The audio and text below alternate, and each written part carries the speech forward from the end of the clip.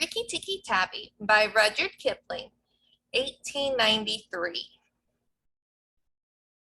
At the hole where he went in, Red-Eye called to Wrinkle-Skin. Hear the little red-eyed saith, nag, come up and dance with death. Eye to eye and head to head, keep the measure, nag. This shall end with one when one is dead.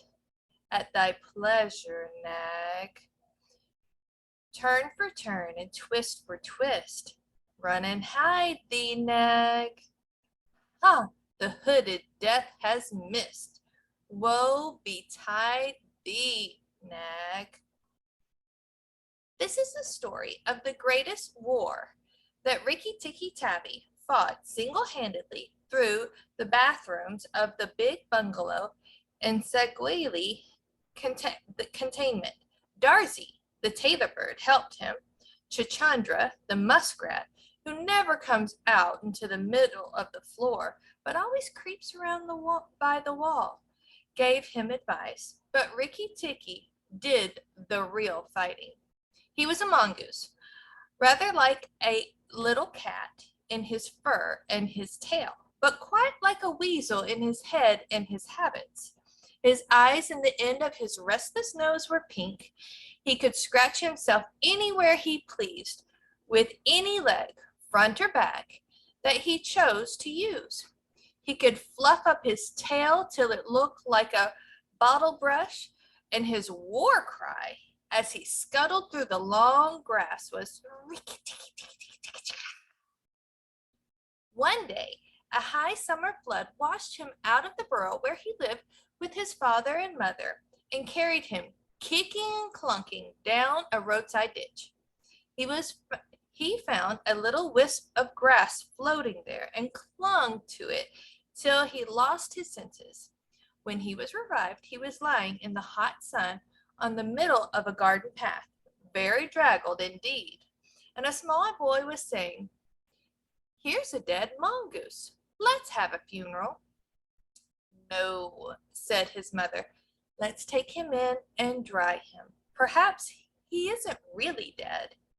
They took him into the house, and the big man picked him up between his finger and thumb, and said he was not dead, but half choked. So they wrapped him in cotton wool and warmed him, and he opened his eyes and sneezed. "Now," said the big man. He was an Englishman who had just moved into the bungalow.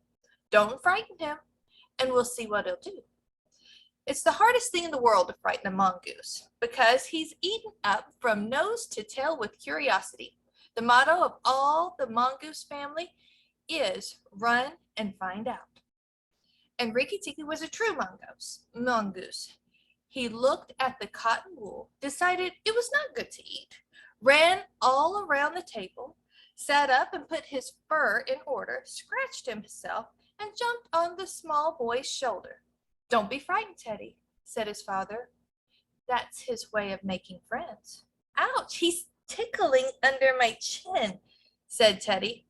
Rikki Tikki looked down between the boy's collar and neck, snuffed at his ears, climbed down to the floor where he sat rubbing his nose. "Good gracious," said Teddy's mother, "and that's a wild creature. I suppose he's so tame because we've been kind to him." "All mongooses are like that," said her husband. "If Teddy doesn't pick him up by the tail or try to put him in a cage, he'll run in and out of the house all day long. Let's give him something to eat." They gave him a little piece of raw meat. Rikki Tikki liked it immensely, and when it was finished, he went out to the veranda and sat in the sunshine, fluffed up his fur to make it dry to the roots. Then he felt better. "There are more things to find out about this house," he said to himself, "than all my family could find out in all their lives. I shall certainly stay and find out." He spent all that day roaming over the house and nearly drowned himself in the bathtubs, put his nose into the ink on the writing table, and burnt on the end burn it on the end of the big man's cigar. For he climbed up in the man's lap to see how writing was done. At nightfall, he ran into Teddy's nursery to watch how kerosene lamps were lighted. And when Teddy went to bed, Rikki-tikki climbed up too. But he was a restless companion because he had to get up and check and attend to every noise all through the night and find out what made it. Teddy's mother and father came in, the last thing, to look at their boy, and Rikki-tikki was awake on the pillow. I don't like that, said Teddy's mother. He might bite the child. He'll do no such thing, said his father. Teddy's safer with that little beast than if he had a bloodhound to watch him. If a snake came into the nursery now, but Teddy's mother wouldn't think of anything so awful.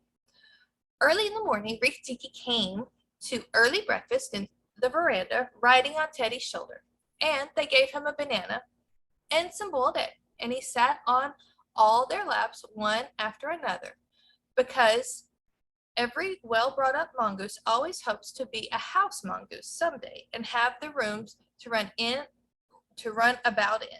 And Rikki-tikki's mother, she used to live in the general's house at Segowlee, had carefully told Rikki what to do if ever he came across white men.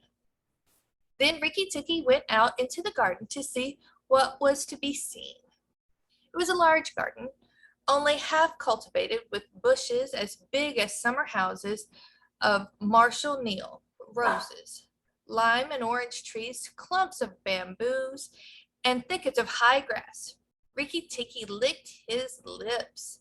This is a splendid hunting ground, he said, and his tail grew bottle brushy at the thought of it, and he scuttled up and down the garden, snuffing there and here, till he had heard every sorrowful noise in the thorn bush. It was Darzee, the tailor-bird, and his wife. They had made a beautiful nest by pulling two big leaves together and stitching them up the edges with fibers. And he had filled the hole with cotton and downy fluff. The nest swayed to and fro as they sat at the rim and cried. "What's the matter?" asked Rikki-tikki. "We are very miserable," said Darzee. "One of our babies fell out of the nest yesterday and Nag ate him." Said Rikki-tikki. "That is very sad, but I'm a stranger here. Who is Nag?" Darzee and his wife only cowered down in the nest without answering, for from the thick grass at the foot of the bush there came a low hiss, a horrid cold sound that made Rikki-tikki jump back 2 clear feet. Then inch by inch out of the grass rose up the head and spread hood of Nag, the big black cobra, and he was 5 feet long from tongue to tail. When he had lifted 1/3 of himself clear of the ground, he stayed balancing to and fro exactly as a dandelion tuft balances in the wind, and he looked at Rikki-tikki with the wicked snake's eyes that never change their expression, whatever the snake may be thinking of. "Who is Nag?" he said. "I am Nag. The great god Brahm put his mark upon all our people when the first cobra spread his hood to keep the sun off Brahm as he slept. Look and be afraid." He spread out his hood more than ever, and Rikki-tikki saw the speckled mark on the back of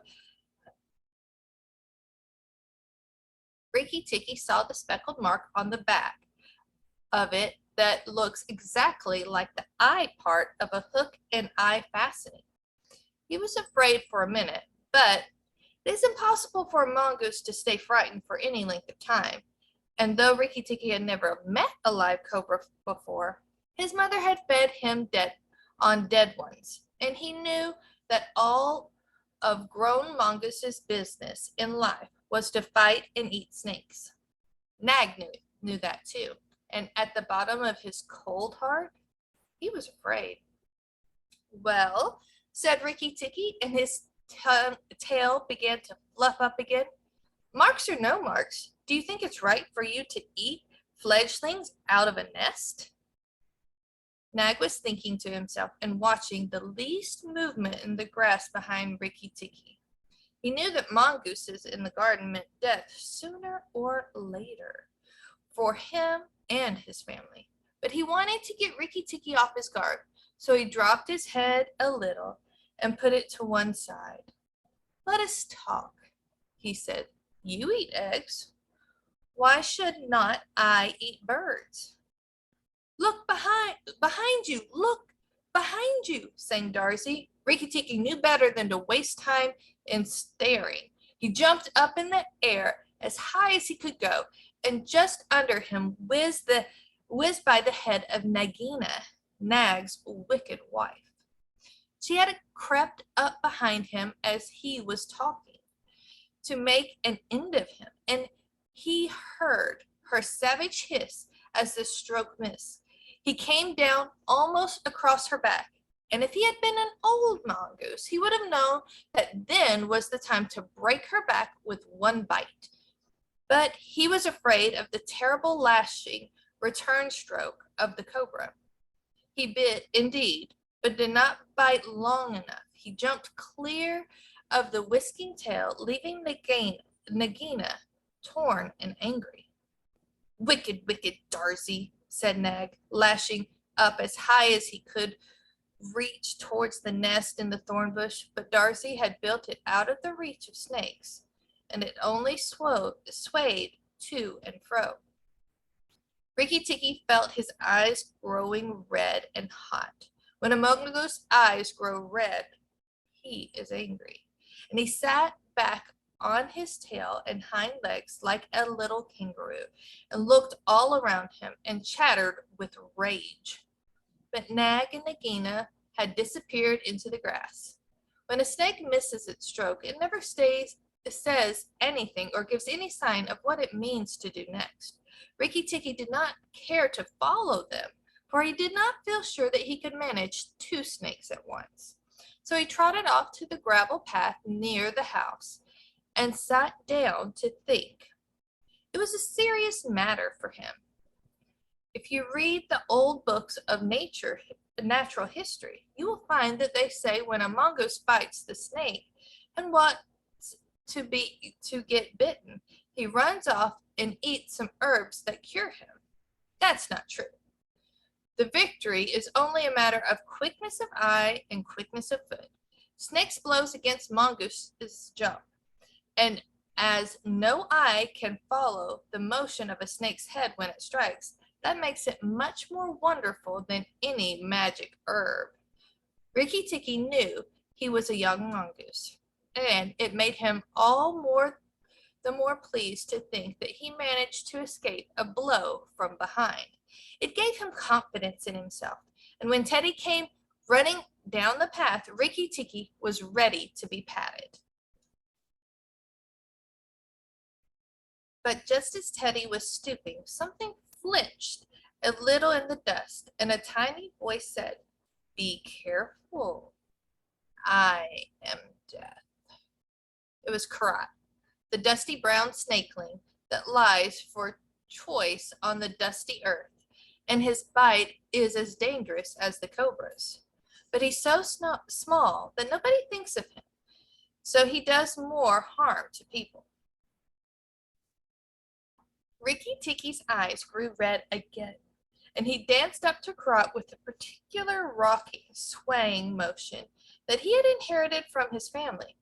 It looks very funny, but it is so perfectly balanced a gait that you can fly off from it at any angle you please, and in dealing with snakes, this is an advantage. If Rikki Tikki had only known he was doing a much more dangerous thing that fighting Nag than fighting Nag, for Karad is so small and he can turn so quick that unless Rikki bit him close to the back of the head, he would get the return stroke on his eye or lip. But Rikki Tikki didn't know. His eyes were all red. He rocked back and forth, looking for a good place to hold. Karad struck out. Rikki jumped sideways and tried to run in, but the wicked little dusty gray head lashed within a fraction of his shoulder, and he had to jump over the body, and the head followed his heels close. Teddy shouted to the house, "Oh, look here, our mongoose is killing a snake." And Rikki Tikki heard a scream from Teddy's mother. His father ran out with a stick, but by the time he came up, Karad had lunged out once too far, and Rikki Tikki had sprung, jumped on the snake's back, dropped his head far between his forelegs, bitten as high up the back as he could get a hold of, and rolled away. The bite paralyzed Karad, and Rikki Tikki was just going to eat him up from the tail after the custom of his family at dinner, when he remembered that a full meal makes a slow mongoose, and if he wanted all his strength and quickness ready, he must keep himself thin. He went away from the dust bath under the castor oil bushes, while Teddy's father beat the dead Karad. "What is the use of that?" thought Rikki Tikki. "I have settled it all." And then Teddy's mother picked him up from the dust and hugged him, crying that he had saved Teddy from death. And Teddy's father said that he was a providence. And Teddy looked on with big, scared eyes. Rikki Tikki was rather amused at all the fuss, which, of course, he did not understand. Teddy's mother might just as well have petted Teddy for playing in the dust. Rikki was thoroughly enjoying himself. That night at dinner, walking to and fro among the wine glasses on the table, he could have stuffed himself 3 times over with nice things. But he remembered Nag and Nagina, and though it was very pleasant to be patted and petted by Teddy's mother and to sit on Teddy's shoulder, his eyes would get red from time to time, and he would go off into a long war cry of Rikk-tikki-tikki-tchk. Teddy carried him off to bed and insisted on Rikki Tikki sleeping under his chin. Rikki Tikki was too well bred to bite or scratch, but as soon as Teddy was asleep, he went off for his nightly walk around the house, and in the dark he ran up against Chuchundra, the muskrat, creeping around by the wall. Chuchundra was a broken-hearted little beast. He whimpered and chirped all the night, trying to make up his mind to run to the middle of the room, but he never gets there. "Don't kill me," said Chuchundra, almost weeping. "Rikki Tikki, don't kill me." "Do you think a snake killer kills muskrats?" said Rikki Tikki scornfully. "Those who kill snakes get killed by snakes," said Chuchundra, more sorrowfully than ever. And how am I to be sure that Nag won't mistake me for you some dark night?" "There's not the least danger," said Rikki Tikki, "but Nag is in the garden, and I know you don't go there." "My cousin Chua, the rat, told me," said Chuchundra, and then he stopped. "Told you what?" "Shh. Nag is everywhere, Rikki Tikki. You should have talked to Chua in the garden."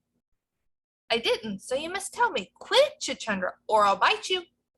Chuchundra sat down and cried till the tears rolled off his whiskers. "I'm a very poor man," he sobbed. "I never had spirit enough to run out into the middle of the room." "Hush! I mustn't tell you anything. Can't you hear, Rikki Tikki?" Rikki Tikki listened, and the house was as still, but he thought he could just catch the faintest scratch, scratch in the world. A noise as faint as that of a wasp walking on a window pane. The dry scratch of snake scales on brickwork. That's Nag or Nagina, he said to himself. He is crawling into the bathroom sluice. You're right, Chuchundra. I should have talked to Chua. He stole off to Teddy's bathroom, but there was nothing there. And then to Teddy's mother's bathroom. At the bottom of the smooth plaster wall, there was a brick pulled out to make a sluice for bathwater. And as Rikki-tikki stole in by the masonry curb where the bath is put, he heard Nag and Nagina whispering together outside in the moonlight. When the house is emptied of people, said Nagina to her husband, he will have to go away, and then the garden will be our own again. Go in quietly, and remember that the big man who killed Karat is the first one to bite. Then come out and tell me, and we will hunt Rikki-tikki together. But are you sure that there is anything to be gained by killing the people? Said Nag. Everything. When there were no people in the bungalow, did we have any mongoose in the garden? So as long as the bungalow is empty, we are king and queen of the garden. And remember that as soon as our eggs in the melon bed hatch, as they may tomorrow, our children will need room and quiet. I had not thought of that, said Nag. I will go, but there's no need that we should hunt for Rikki-tikki afterward. I will kill the big man and his wife, and the child if I can, and come away quietly. The bungalow will be empty, and Rikki-tikki will go away. Rikki-tikki tingled all over with rage and hatred at this, and then Nag's head came through the sluice as his 5 feet could cold. Sorry. And then Nag's head came through the sluice, and his 5 feet of cold body followed it. Angry as he was, Rikki-tikki was very frightened as he saw the size of the big cobra. Nag coiled himself up, raised his head, and looked into the bathroom in the dark, and Rikki could see his eyes glitter. Now, if I kill him here, Nagina will know, and if I fight him on the open floor, the odds are in his favor. What am I to do? Said Rikki-tikki. Nag waved to and fro, and then Rikki-tikki heard him drinking from the biggest water jar that was used to fill the bath. That is good, said the snake. Now, when Karat was killed, the big man had a stick. He may have that stick still, but when he comes in to bathe in the morning, he will not have a stick. I shall wait here till he comes. Nagina, do you hear me? I shall wait here till the cool time, till daytime. There was no answer from outside, so Rikki-tikki knew Nagina had gone away. Nag coiled himself down, coil by coil, round the bulge of the bottom of the water jar, and Rikki-tikki stayed still as death. After an hour began to move, muscle by muscle, towards the jar. Nag was asleep, and Rikki-tikki looked at his big back, wondering which would be the best place for a good hold. But I don't break his back on the first jump, said Rikki-tikki. He can still fight, and if he fights, oh, Rikki. He looked at the thickness of the neck below the hood, but that was too much for him, and a bite near the tail would only make Nag savage. It must be the head, he said at last. the head above the hood, and when I'm done there, I must not let go. Then he jumped. The head was lying as a little clear of the water jar, under the curve of it, and as his teeth met, Rikki braced his back against the bulge of the red earthenware to hold down the head. This gave him just 1 second's purchase, and he made the most of it. Then he was battered to and fro as a rat is shaken by a dog, to and fro on the floor, up and down, round in great circles, but his eyes were red, and he held on as the body cart whipped over the floor, upsetting the tin dipper and the soap dish and the flesh brush, and banged against the tin side of the bath. As he held, he closed his jaws tighter and tighter, for he made sure that he would be banged to death, and for the honor of his family, he preferred to be found with his teeth locked. He was dizzy, aching, and felt shaken to pieces when something went off like a thunderclap just behind him. A hot wind knocked him senseless, and red fire singed his fur. The big man had awoken by the noise and had fired both barrels of a shotgun into Nag just behind the hood. Rikki Tikki held on with his eyes shut, for now he was quite sure he was dead. But the head did not move, and the big man picked him up and said, "It's the mongoose again, Alice. The little chap has saved our lives now." Then Teddy's mother came in with a very white face and saw what was left of Nag, and Rikki Tikki dragged himself to Teddy's room and spent the rest of the night shaking himself tenderly to find out whether he was really broken into 40 pieces as he fancied.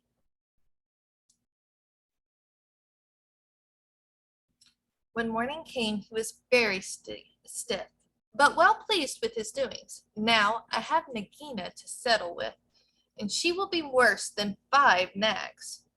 There's no knowing when the eggs she spoke of will hatch. Goodness, I must go and see Darzee," he said. Without waiting for breakfast, Rikki Tikki ran to the thorn bush, where Darzee was singing a song of triumph at the top of his voice. The news of Nag's death was all over the garden, for the sweeper had thrown the body on the rubbish heap. "Oh, you stupid tuft of feathers," said Rikki Tikki angrily. "Is this the time to sing?" "Nag is dead, is dead, is dead," sang Darzee. The valiant Rikki Tikki caught him by the head and held fast. The big man brought the bang stick, and Nag fell in 2 pieces. "He will never eat my babies again." "All of that's true enough, but where's Nagina?" said Rikki Tikki, looking carefully around him. Nagina came to the bathroom sluice and called for Nag, Darzee went on, and Nag came out of the end of the stick. The sweeper picked him up on the end of a stick and threw him on the rubbish heap. "Let us sing about the great red-eyed Rikki Tikki," and Darzee filled his throat and sang. If I could get up to your nest, I'd roll all your babies out," said Rikki Tikki. "You don't know when to do the right thing at the right time. You're safe enough in your nest there, but it's war for me down here. Stop singing a minute, Darzee." "For the beautiful Rikki Tikki's sake, I will stop," said Darzee. "What is it, O killer of the terrible Nag?" "Where is Nagina for the 3rd time?" "On the rubbish heap by the stables, mourning for Nag. Great is Rikki Tikki with white teeth." "Bother my white teeth. Have you ever heard where she keeps her eggs?" "In the melon bed, on the end nearest the wall, where the sun strikes nearly all day. She hid them there weeks ago." "And you never thought it worthwhile to tell me?" "The end nearest the wall, you said? Rikki Tikki, you're not going to eat her eggs." Not eat exactly, no, Darzee. If you have to gain, if you have a grain of sense, you will fly off to the stables and pretend that your wing is broken, and let Nagina chase you away to the brush. I must get to the melon bed, and if I went there now, she'd see me. Darzee was a feather-brained little fellow who could never hold more than one idea at a time in his head. But just because he knew that Nagina's children were born in eggs like his own, he didn't think at first that it was fair to kill them. But his wife was a sensible bird, and she knew that cobra's eggs meant young cobras later on. So she flew off from the nest and left Darzee to keep the babies warm and continue his song about the death of Nag.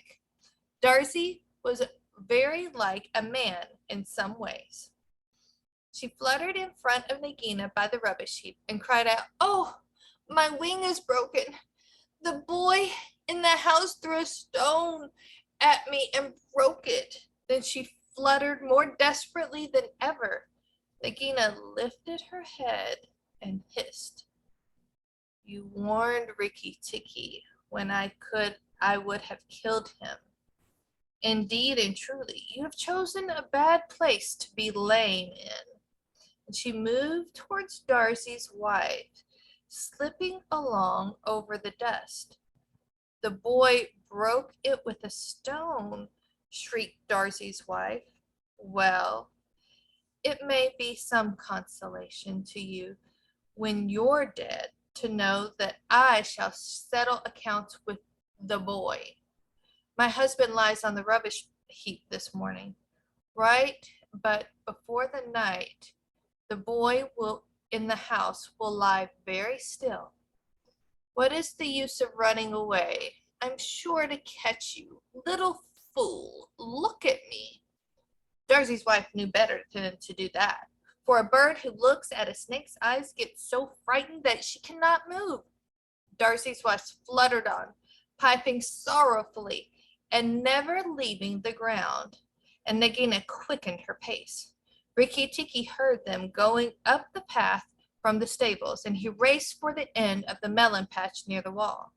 There, in the warm litter about the melons, very cunningly hidden, he found 25 eggs, about the size of batnum eggs, but with whitish skin instead of shells.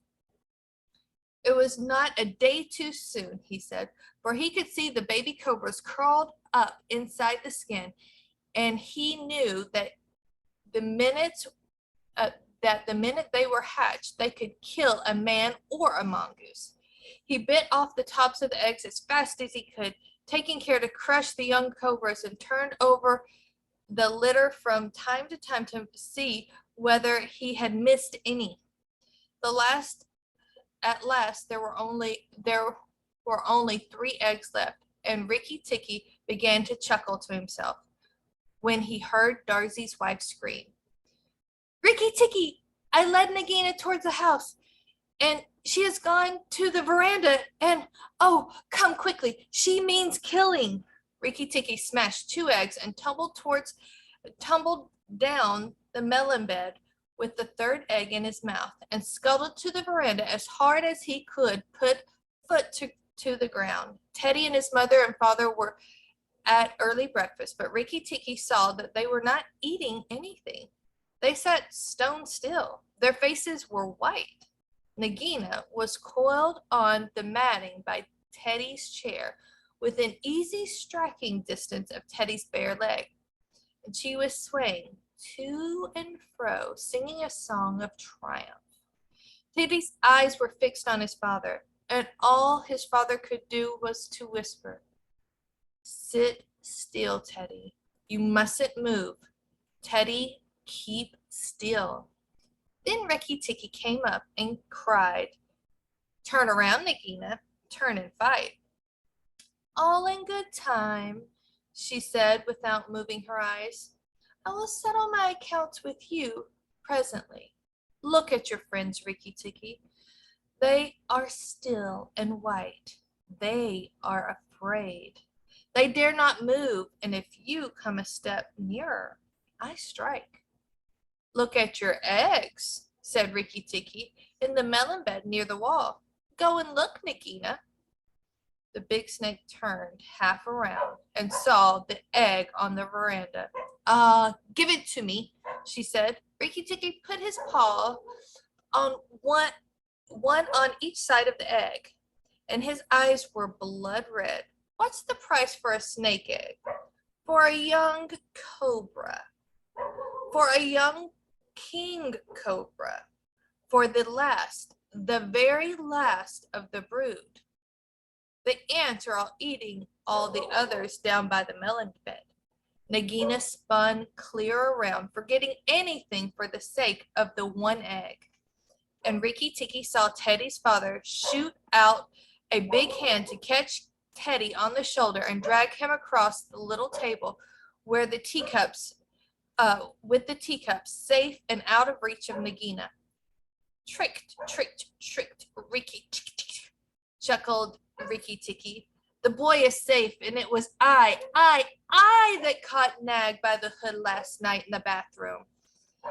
Then he began to jump up and down, all 4 feet together, his head close to the floor. He threw me to and fro, but he could not shake me off. He was dead before the big man blew him in two. I did it, Rikki Tikki Tikki. Come then, Nagina, come and fight me. You shall not be a widow long. Nagina saw that she had lost her chance of killing Teddy, and the egg lay between Rikki Tikki's paws. Give me the egg, Rikki Tikki. Give me the last of my eggs, and I will go away and never come back, she said, lowering her hood. Yes, you will go away, and you will never come back, for you will go to the rubbish heap with Nag. Fight, widow. The big man has gone for his gun. Fight. Rikki Tikki was bounding all around Nagina, keeping just out of reach of her stroke, his little eyes like hot coals. Nagina gathered herself together and flung out at him. Rikki Tikki jumped up and walked and back, jumped up and backwards. Again and again and again she struck, and each time her head came with a whack on the mat of the veranda, and she gathered herself together like a watch spring. Then Rikki Tikki danced in a circle to get behind her, and Nagina spun around to keep her head to his head, so that the rustle of her tail on the matting ground sounded like dry leaves blown along the wind. He had forgotten the egg. It still lay there on the veranda, and Nagina made nearer and nearer to it, till at last, while Rikki Tikki was drawing breath, she caught it in her mouth and turned to the veranda steps and flew like an arrow down the path with Rikki Tikki behind her. When the cobra runs for her life, she goes like a whiplash flicked across the horse's neck. Rikki Tikki knew that he must catch her, or all the trouble would begin again. She headed straight for the long grass by the thorn brush, and as he was running, Rikki Tikki heard Darzee still singing his foolish little song of triumph. But Darzee's wife was wiser. She flew off the nest as Nagina came along, and flapped her wing about Nagina's head. If Darzee had helped, they might have turned her, but Nagina only lowered her hood and went on. Still, the instant's delay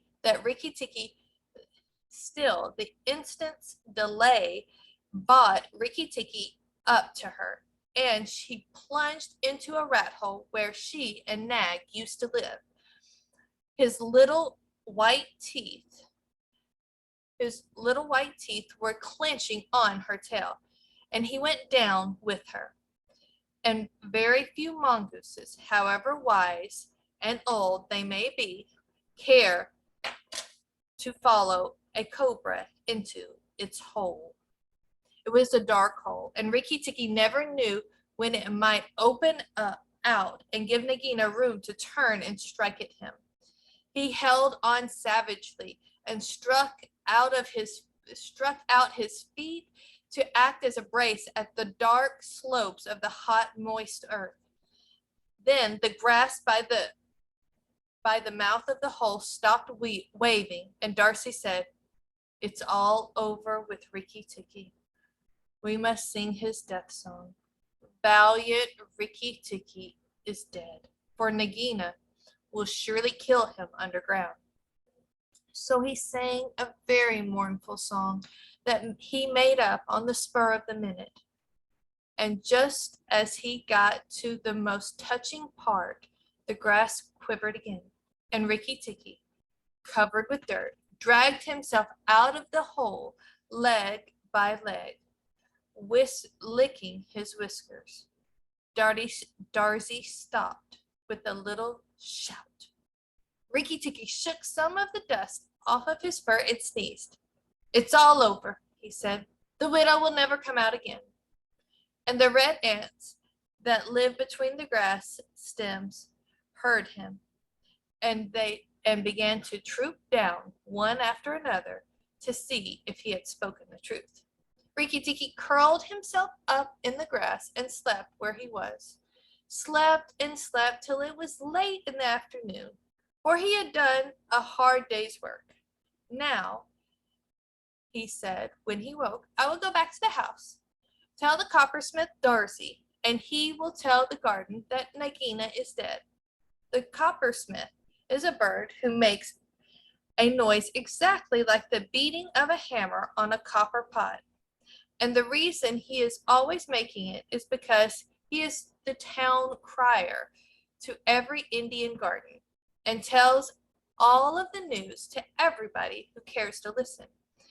As Rikki Tikki went up the path, he heard his attention notes like a tiny dinner gong, and then the steady ding-dong talk. "Nag is dead, dong. Nagina is dead, ding-dong talk." That set all the birds in the garden singing, frogs croaking, for Nag and Nagina used to eat frogs as well as little birds. When Rikki Tikki got to the house, Teddy's mother, she still looked very white, for she had been fainting, and Teddy's father came out and almost cried over him. And that night he ate all that was given him till he could eat no more, and went to bed on Teddy's shoulder, where Teddy's mother saw him when she came to look late at night. "He saved our lives, and Teddy's life," she said to her husband. "Just think, he saved all our lives." Rikki Tikki woke up with a jump, for all the mongooses are light sleepers. "Oh, it's you," he said. "What are you bothering for? All the cobras are dead, and if they weren't, I'm here." Rikki Tikki had a right to be proud of himself, but he did not grow too proud, and he kept the garden as a mongoose should keep it, with tooth and jump and spring and bite, till never a cobra dared show his head inside the walls.